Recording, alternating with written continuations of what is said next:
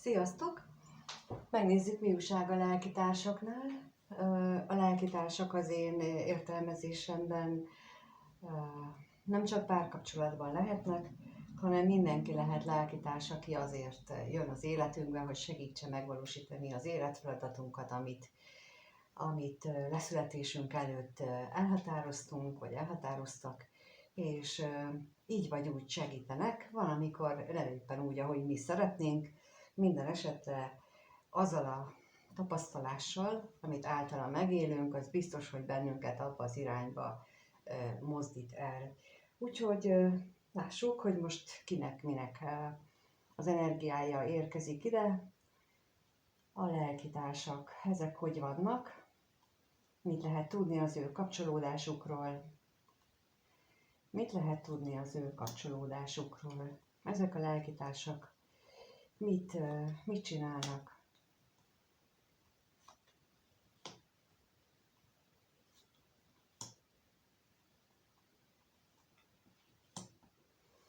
Úgy tűnik, hogy ők, legalábbis az egyikük biztosan nagyon sokat gondolkodik azon, hogy miért találkoztak ők, mi lehet a cél az ő találkozásukkal, van-e ehhez köze az égieknek, vagy ez csak egy ilyen puszta véletlen volt az ő találkozásuk. De az is lehetséges, hogy mindeközben van egyfajta nagyon-nagyon merev elköteleződés a családi minták felé, amelyek például ezt a találkozást, vagy ezt a kapcsolatot ezzel a lelkitársal nagyon elleneznék, valamelyik fél részéről, megint mondom, nem mind a kettőnél, tehát, hogy, és az is lehet, hogy nem ugyanaz a személy, tehát az egyik személy lehet, hogy azon gondolkodik, hogy jó, miért találkoztunk, mit kell ebből megtudni, a másik pedig valahogyan kiélvezi ennek a találkozásnak, kapcsolódásnak azt, amit adhat számára, ugyanakkor pedig egyfajta nagyon merev családi hitrendszert érzékelek itt a háttérben, és akkor a találkozásra, a látogatásra kérnék szépen, hogy arról mit lehet tudni. Hát mindenképpen azt mutatják, hogy itt azért tényleg nagyon nagy az öröm amiatt, hogy tényleg ez a két ember valahogy így összevezérelte őket a sors, az élet, bármelyik is volt, vagy bárhogyan is történt, mindenképpen a vágyakkal azért összhangban van, és nézzük akkor a hamisságot.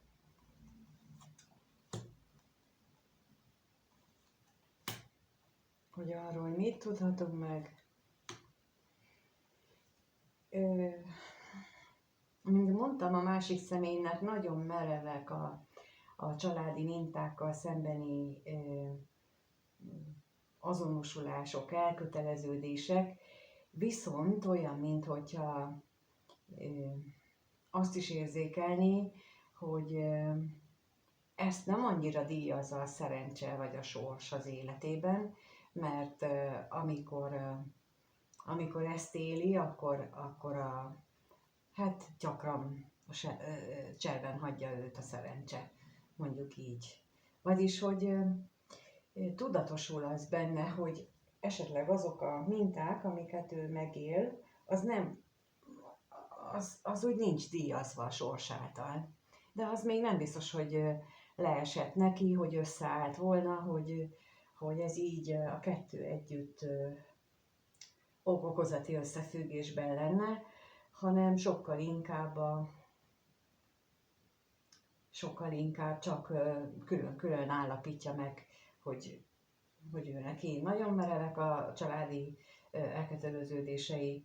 Egyébként például a sors meg valamiért őt bünteti, mert állandóan ilyen rossz dolgok történnek. Például nem úgy jönnek össze a munkák, a jövedelmek, a fizetések, ahogy tervezte, és akkor ez kénytelen akkor változtatni a szokásain, a tervein, de ezt így nem köti össze azzal, hogy amit az előbb mondtam, hogy ez bizony megrőzött dolgaihoz kapcsolódik, és ezzel nagyon sokan vagyunk itt, úgyhogy ezzel nem is csodálkozom. Na de akkor megnézzük, hogy ők hogyan gondolnak egymásra, mit gondol egymásról ez a két lelkitárs, aki lehet akár munkatárs is, szülőgyermek, barát, ismerős, bárki lehetséges. Na és akkor kettőt kérek.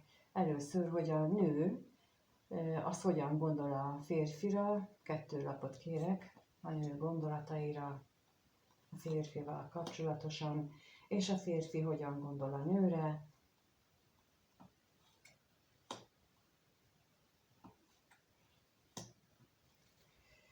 Hát a női részről azt látom, hogy sok olyan változtatásra késztette ez a lélektárssal való kapcsolódása,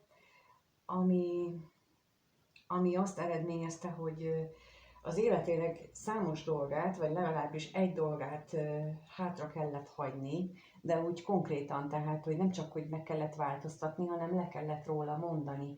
És akkor itt nézzük a tolvajt.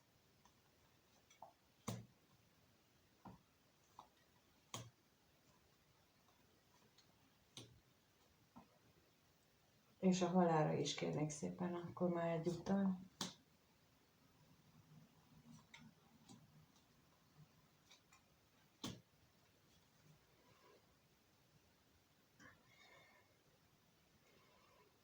Lehetséges, hogy azt kellett neki hátrahagyni, hogy eddig a kapcsolataiban nem nagyon vitt bele érzelmeket, vagy legalábbis igyekezett őket nagyon merev struktúrába rendezni, és nem egy teljes, nem nyitotta ki a szíve kapuit teljes egészében, hanem csak olyan kicsit résre kinyitotta, és akkor ott, ami kifért érzelem, akkor annyi, de itt olyan, mintha itt meg valahogy kényszerítő erő lenne. Azt érzékelem, hogy így az érzelmeit, azt úgy sarkig ki kellett állni a kapuit, az érzelem kapukat, és tehát ezt a kicsit kizárom a szívemet, vagy kicsit kizárom az érzelmeket az életemből, ezt kellett így neki hátrahagynia, mint ahogy azokat a dolgait is, vagy azokat a szokásait is, hogy állandóan esetleg kritizálta a másik felet egy-egy kapcsolatban, hogy nagyon gyakran itt azt éli meg, hogy a találkozáskor nem mondja ki mindjárt azt, amit ő korábban gondolt, vagy tök mindegy, ami negatívumot a másik félről gondol, hanem megpróbálja megfelelő módon kommunikálni, vagy olyan módon elmondani, hogy ez a kettejük viszonyát emelje és ne rombolja. És ez egy hatalmas változás az életében, vagy amit ez a lélektárs hozott az életébe. Na és akkor például ilyen, amit az elején mondtam, hogy ilyen feladatokkal jön egy lélektárs az életünkbe, hosszabb, rövidebb időre, és aki így akar megtanítani, mert valahogy ösztönösen a helyes módon, vagy egy másfajta módon viselkedünk, mint ahogy mit az előbb a szívünk kapujának kitárásáról mondtam, hogy tehát, hogy előtte ez ilyen természetes volt az ő életében példaként, hogy csak résnyire nyitom ki a kaput is, amikor megérkezik ez a lélektárs, akkor meg ugyanilyen természetességgel meg sarkig kitárom, és akkor úgy őszinte, nyílt tudok vele lenni. Tehát, hogy így, és akkor ezzel megmutatja neked, hogy hello, te így is tudsz érezni, amiről esetleg korábban nem tudtunk. Na hát ilyen érzés, vagy ilyen ez az egész, amit itt ő gondol, hogy ez a társ, ez ilyet hozott az életében. A férfi esetén viszont hasonlót érzékelek, hogy amikor a nőre gondol, akkor arra gondol, hogy ezzel a személlyel, vagy ezzel a nővel ő képes elképzelni egy elköteleződött kapcsolatot, és nem azt mondja, vagy nem úgy gondolja, hogy most, holnap, akkor költözünk össze, hanem úgy elképzelhetőnek tartja, akkor inkább így mondom. Na és akkor nézzük meg azt, hogy ezt a reményre mit kapunk pluszba információt.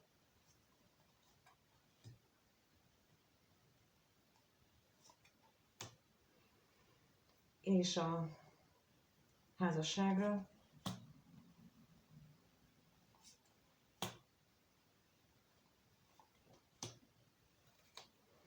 Jó, tehát a reményre az, hogy pillanatnyilag, mint ahogy mondtam, nem most gondolja, hogy ebből egy hosszú távú vagy egy elkötelezett kapcsolat lesz, mert olyan, mint hogyha most éppen szívfájdalmat élne meg, valamiféle előző sérüléséből, mármi ilyen szívsérülés, vagy ilyen lelki sérülésre gondolok, mert jelenleg fél attól, hogy a felmerülő akadályok azok útját állják ennek az ő reményeinek, és nem tud megvalósulni, és nem tudja hozni azt, amit ő szeretne, amire vágyik ettől a kapcsolattól. Úgyhogy az látható, az a nyilvánvaló, hogy ő felnéz, vagy igen, felnéz erre a nőre, ugyanakkor pedig szeretettel is gondol rá, reménységgel. Tehát ez egy nagyon szép gondolat. A másik félnél pedig hasonló, csak ott mást él meg a párja. Na és akkor megnézzük, hogy mit éreznek egymás iránt. Kettőt kérek ismét. Tehát az a kérdés, hogy ők mit éreznek egymás iránt. Először 2 kérek, hogy mit érez a női fél a férfi iránt.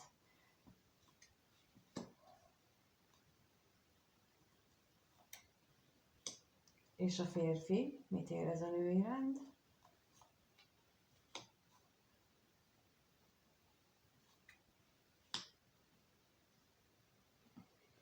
Hát a nő azt érzi, hogy hát láthatóan szeretné, hogyha a magányosság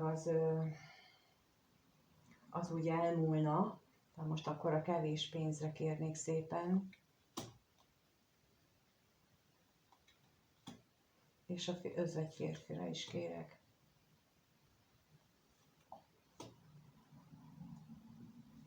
Tehát itt most arra gondol, hogy az bezárt szívbezárt kapu, vagy bezárt szívkapura annak a folytatásaként jön az, hogy ezt a mély lelki ürességet, vagy azt a magányosságot, amit érzelmileg megél, azt érzi, hogy itt van esély arra, hogy ez a személy, ez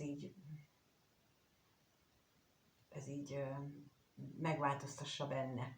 Tehát, hogy így az érzelmei tekintve, én nem mondom, hogy még, vagy már olyan nagyon mély szerelmet érez, hanem inkább azt, hogy látja a lehetőségét, vagy érzi a lehetőségét, hogy én őt tudnám szeretni, úgy igazán. Tehát, na igen, ezt jelenti ezek a lapok, hogy azt éli meg, hogy én tudnám szeretni úgy igazán. És a férfinél a tolvajra kérek szépen, és azért kérek először, mert nem hiszem, hogy a hűséget akarja hátrahagyni, sokkal inkább itt mást éreztem, és ezért kértem itt most a tolvajra. És az is látszik belőle, hogy ő azokat a félelmeit, ami a vágyainak a meghiúsulásával vannak összefüggésben, azt szeretné tulajdonképpen maga mögött hagyni, abban reménykedik, hogy ezek a vágyai tulajdonképpen teljesülnek, és akkor most a hűségre is kérek.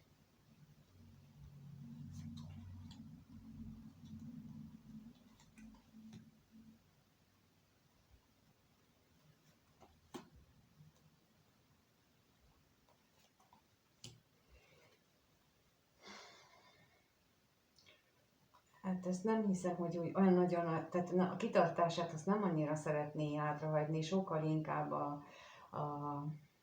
azt a tulajdonságát, hogy ő hajlamos hosszú ideig távol lenni, vagy távol tartani magától a szerencsét, hajlamos arra, hogy eltolja magától azokat a jó dolgokat, amik jönnének az életébe, de ő nem hagyja. És ehhez a múlt eseményeit kellene magában áttranszformálni, átalakítani, átgondolni, felülbírálni, és megváltoztatni, és eljutni arra a szintre, hogy megérdemlem, hogy a szerencse mellém álljon, hogy megérdemlem azt, hogy a kitartásomat azt díjazza az élet, a sors. És veled kapcsolatosan, vagyis hát a másik, a női féllel kapcsolatosan azt érzi, hogy ő talán képes vele ezt majd, és megint itt tehát megint azt mondom, hogy majd, tehát hogy képes ez a személy elérni nála valamikor, nem holnap. Megint ez jön, hogy nem holnap, de itt benne van ez bár nincs kinn a reménylapja, mégis itt van ennek az energiája, hogy ő úgy éli meg az érzéseit veled kapcsolatban, hogy ez lehetőséget ad. No, akkor lássuk, hogy hogyan alakul a kapcsolatuk a következő 1-2 hétben. Hogyan alakul ez a kapcsolat a következő 1-2 hétben, hogyan alakul a kettejük kapcsolata.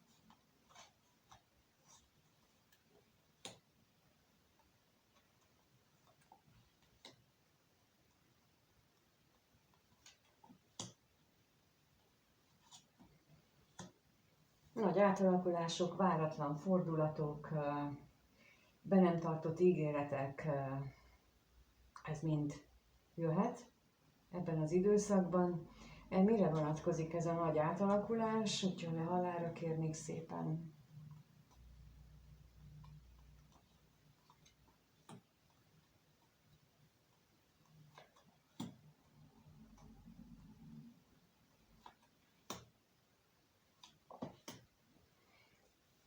Hát a nagy átalakulás az arra vonatkozik, hogy minden, ami akadályozta az ő szenvedélyének, az ő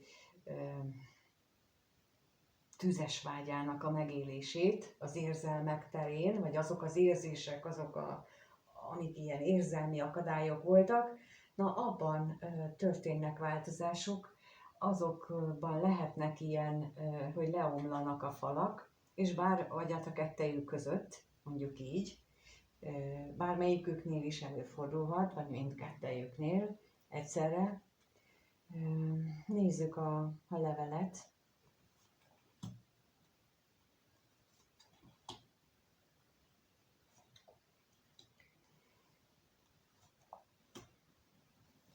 Múltbeli szokások, és ez bekövetkezhet úgy is, hogy múltbeli szokásoknak vagy a magatartásformáknak az átbeszélésével, azoknak a dolgoknak a egyeztetésével, ami esetleg a múltban ezeket létrehozta, ezeket a akadályokat, és még a kevés pénzt kérnék.